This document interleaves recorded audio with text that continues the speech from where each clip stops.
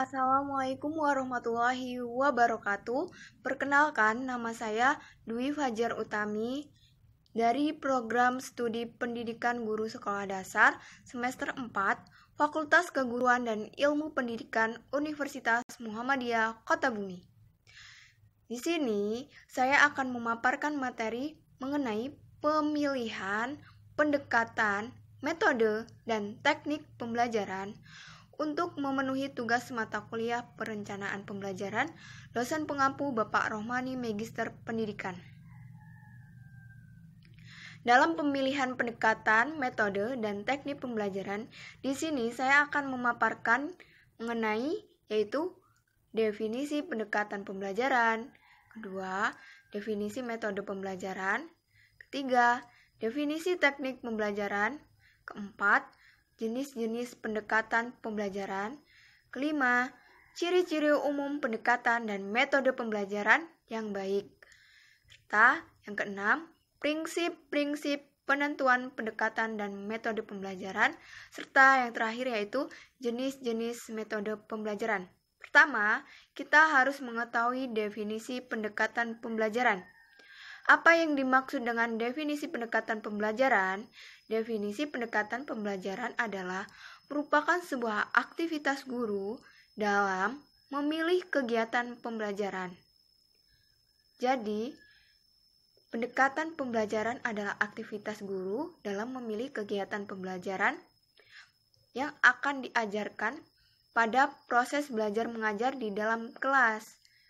Selanjutnya, guru akan menjelaskan suatu pengajaran dengan materi bidang studi yang sudah tersusun, ataukah dengan menggunakan materi yang terkait satu dengan lainnya dalam tingkat kedalaman yang berbeda, atau bahkan merupakan materi yang terintegrasi dalam satu kesatuan multidisiplin ilmu atau yang disebut dengan tematik, menurut Adi Susilo 2012 halaman 86. Selanjutnya, definisi metode pembelajaran. Apa yang dimaksud dengan definisi metode pembelajaran? Definisi metode pembelajaran adalah upaya mengimplementasikan rencana yang sudah disusun dalam kegiatan nyata agar tujuan yang telah disusun tercapai secara optimal. Nah, metode digunakan untuk merealisasikan strategi yang telah ditetapkan. Maksudnya, misal pada metode ceramah, maka metode ceramah digunakan untuk merealisasikan strategi yang telah ditetapkan. Sehingga untuk upaya dalam kegiatan nyata agar tujuan yang telah disusun tersebut tercapai secara optimal. Itulah definisi metode pembelajaran. Selanjutnya, definisi teknik pembelajaran. Apa yang dimaksud dengan definisi teknik pembelajaran? Yaitu, menurut Adi Susilo, halaman 2012 halaman 86, adalah suatu cara yang dilakukan seseorang dalam rangka mengimplementasikan suatu metode. Maksudnya, metode adalah cara kerja yang bersistem untuk memudahkan pelaksanaan suatu kegiatan. Sedangkan teknik, suatu cara yang dilakukan seseorang dalam rangka mengimplementasikan suatu metode. Misal, ceramah yang efektif dan efisien di siang hari dengan jumlah siswa yang banyak tentu berbeda dengan ceramah untuk siswa yang jumlahnya sedikit. Teknik pembelajaran juga dapat didefinisikan merupakan sebuah cara yang dilakukan guru dalam mengimplementasikan suatu metode secara spesifik, sehingga metode tersebut dapat digunakan pada kondisi kelas yang sesuai. Selanjutnya, jenis-jenis pendekatan pembelajaran. Apa saja sih jenis-jenis pendekatan pembelajaran? Adapun pendekatan pembelajaran yang dipakai oleh para guru pada kurikulum 2013 antara lain pendekatan kontekstual. Apa yang dimaksud dengan pendekatan kontekstual? Pendekatan kontekstual merupakan sebuah konsep belajar yang membantu guru mengaitkan antara materi yang diajarkannya dengan situasi dunia nyata siswa. Selanjutnya, pendekatan saintifik. Pendekatan saintifik adalah suatu pendekatan yang digunakan dalam pembelajaran dengan menitik beratkan pada penggunaan pembelajaran metode ilmiah dalam proses pembelajaran. Sehingga peserta didik akan diajarkan bagaimana menemukan atau bagaimana proses dalam menemukan sebuah konsep pada materi tertentu. Selanjutnya, pendekatan problem-based learning. Pendekatan problem-based learning adalah pendekatan di mana siswa diberikan suatu masalah yang akan diselesaikan, sehingga pendekatan ini juga bisa disebut dengan pendekatan dengan pembelajaran berbasis masalah. Biasanya, pendekatan problem-based learning ini dimulai dengan belajar dengan satu masalah, memastikan bahwa masalah tersebut berhubungan dengan dunia nyata siswa, serta mengorganisasikan pelajaran seputar masalah, bukan seputar disiplin ilmu, sehingga peserta didik diberikan tanggung jawab yang besar dalam membentuk dan menjalankan secara langsung proses belajar mereka sendiri. Selanjutnya, ciri-ciri umum pendekatan dan metode pembelajaran yang baik. Apa sih ciri-ciri umum pendekatan metode pembelajaran yang baik? Pertama, ciri-ciri umum pendekatan dan metode pembelajaran yang baik mampu menempatkan guru dalam posisi yang tepat. Maksudnya di sini, guru harus terhormat dalam keseluruhan proses pembelajaran. Selanjutnya, bersifat luas fleksibel. Nah, bersifat luas fleksibel maksudnya adalah peserta didik diberikan kesempatan dalam mengemukakan pendapatnya di dalam suatu proses belajar mengajar. Selanjutnya, berpadunya metode dari segi tujuan dan alat. Apa sih yang dimaksud berpadunya metode dari segi tujuan dan alat? Mengapa ciri-ciri umum pendekatan dan metode pembelajaran yang baik harus berpadunya metode dari segi tujuan dan alat? Karena metode apa yang akan digunakan sesuai dengan tujuan dan alat apa yang akan digunakan dalam proses belajar mengajar. Maka, perlunya perpaduan antara metode dari segi tujuan dan segi alat. Selanjutnya, memberikan keleluasaan pada siswa. Maksudnya di sini, siswa diberikan untuk menyatakan pendapat serta siswa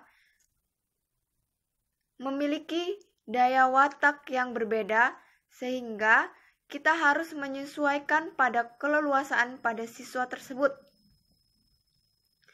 Selanjutnya, bersifat fungsional. Apa yang dimaksud dengan bersifat fungsional? Bersifat fungsional adalah menyatunya teori dengan praktek sehingga mengantarkan siswa pada kemampuan praktis. Selanjutnya, prinsip-prinsip penentuan pendekatan dan metode pembelajaran. Yang pertama, prinsip motivasi dan tujuan belajar. Mengapa prinsip motivasi dan tujuan belajar sebagai penentuan pendekatan dan metode pembelajaran? Karena motivasi dan tujuan belajar sangat penting dalam proses belajar mengajar. Motivasi memiliki kekuatan yang sangat dahsyat dalam proses pembelajaran. Belajar tanpa motivasi sangat sulit, sehingga diperlukan sebuah prinsip motivasi dan tujuan belajar apa yang akan dicapai. Selanjutnya, prinsip kematangan dan perbedaan individual. Maksudnya di sini adalah belajar memiliki masa kepekaan masing-masing dan setiap anak memiliki tempo kepekaan yang tidak sama, sehingga kepekaan intelektual anak menurut J. Piaget memiliki 3 fase. Sehingga kita dalam penentuan pendekatan dan metode pembelajaran diperlukan sebuah prinsip kematangan dan perbedaan individual. Yang ketiga, integrasi pemahaman dan pengalaman. Integrasi pemahaman dan pengalaman dalam prinsip integrasi pemahaman dan pengalaman ini yaitu penyatuan pemahaman dan pengalaman yang menghendaki suatu proses pembelajaran yang mampu menerapkan pengalaman nyata dalam suatu proses belajar. Jadi, prinsip belajar ini didasarkan pada asumsi bahwa pengalaman mendahului proses belajar dan isi pengajaran atau makna sesuatu harus berasal dari pengalaman siswa itu sendiri. Yang terakhir, prinsip penyediaan peluang dan pengalaman praktis. Belajar dengan memperhatikan peluang sebesar-besarnya bagi praktisi anak didik dan pengalaman langsung oleh anak jauh memiliki makna daripada belajar verbalistik atau belajar hanya melalui teori saja. Maka diperlukannya dalam prinsip-prinsip penentuan pendekatan dan metode pembelajaran perlunya prinsip penyediaan peluang dan pengalaman praktis. Yang terakhir yaitu fungsi atau prinsip fungsional. Dalam prinsip fungsional, belajar merupakan sebuah proses pengalaman hidup yang bermanfaat bagi kehidupan berikutnya. Jadi, setiap belajar harus memiliki nilai manfaat sekalipun bisa berupa manfaat teoretik maupun praktisi bagi peserta didik dalam kehidupannya sehari-hari. Lalu, jenis-jenis metode dan pembelajaran. Jenis-jenis metode pembelajaran yaitu yang pertama, metode eksperimen. Apa yang dimaksud dengan metode eksperimen? Metode eksperimen adalah merupakan sebuah metode yang digunakan kepada pendidik ke peserta didik dengan memberikan kesempatan seluas-luasnya kepada peserta didik untuk menguji coba pada konsep tertentu dalam materi. Selanjutnya, metode ceramah.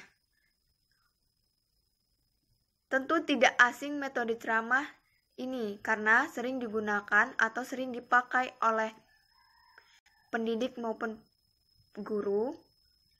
Metode ceramah biasanya digunakan untuk menjelaskan atau sebagai cara menyajikan pelajaran melalui penuturan secara lisan atau penjelasan langsung kepada kelompok siswa.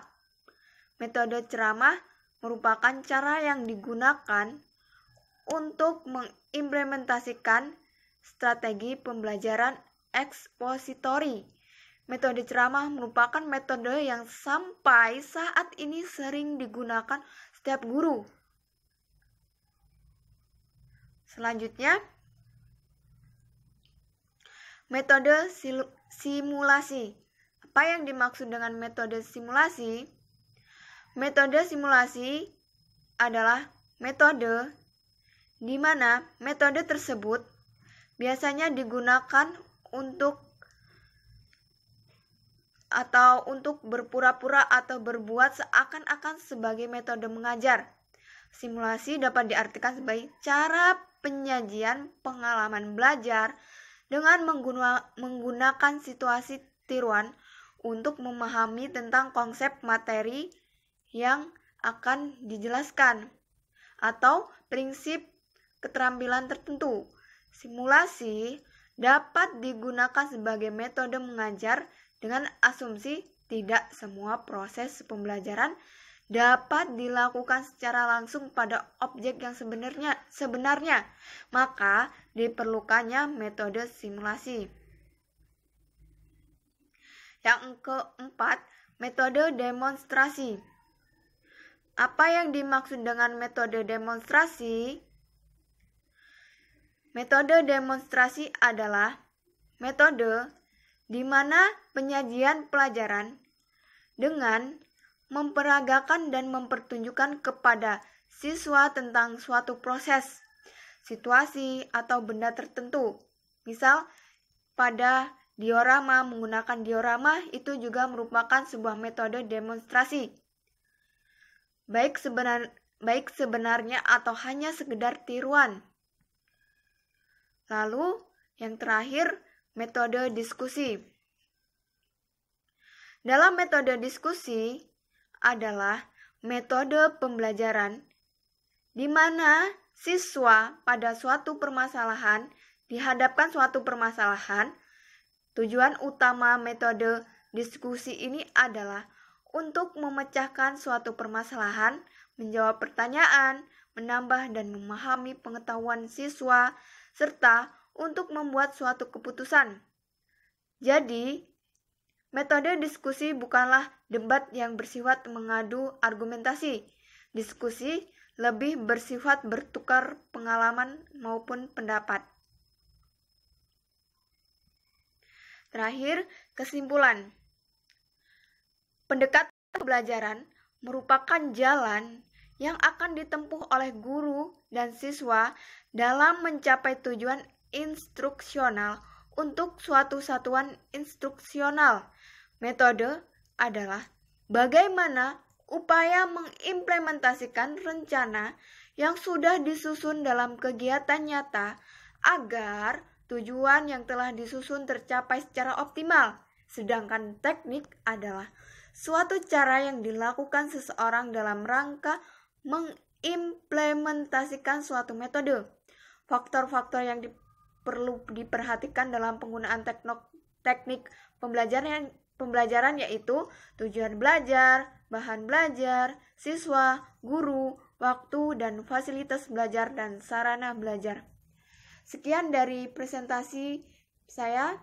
Apabila ada kesalahan dalam pemaparan materi, saya mohon maaf. Saya akhiri. Wassalamualaikum warahmatullahi wabarakatuh.